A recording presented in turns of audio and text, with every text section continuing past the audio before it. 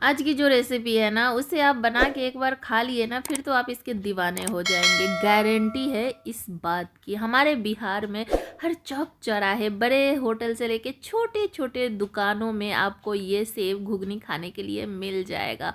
और ये बहुत ज़्यादा पसंद किए जाने वाला नाश्ता है हमारे बिहार का। ट्राई एक बार ज़रूर कीजिएगा। बहुत सिंपल आसान तरीके से ये घुगनी बनता है।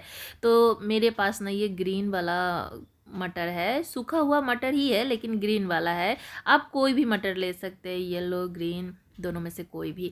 और सूखा हुआ इसे अच्छे से हम फुला के ले लिए हैं। रख लेंगे प्रेशर कुकर में, नमक हल्दी रखेंगे और प्रेशर कुकर को बंद करेंगे। 2-3 सीटी आपको इसमें लगा लेना है। याद रखिएगा ज़्यादा इसे बॉयल नहीं करना है। आप चाहे तो इसे खुले बर्तन में भी उबाल सकते हैं।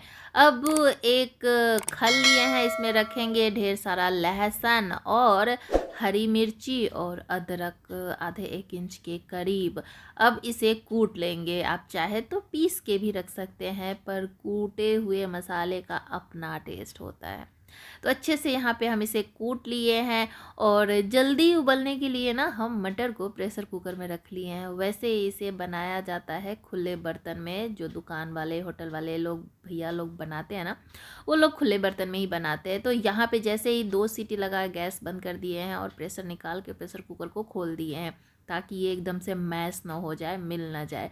और अब क्या करेंगे, इसमें ना 2 उबले हुए आलू को मैश करके रख देना है।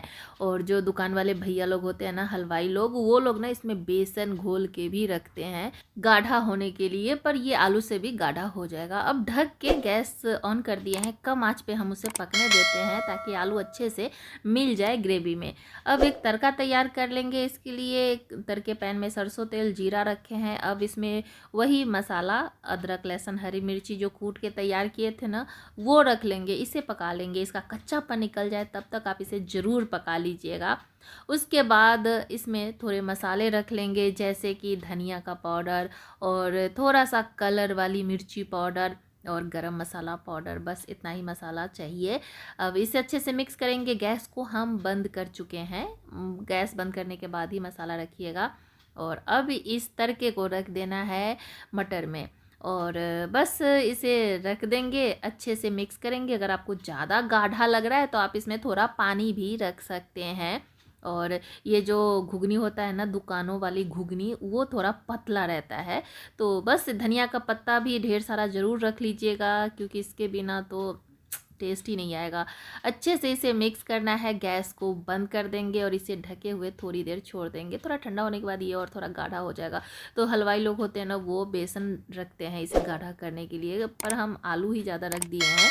और थोड़ा सा ठंडा होने के बाद आप देख सकते हैं ये बहुत ज़्यादा गाढ़ा हो भी चुका है। तो बस तैयार है हमारा ये घुगनी।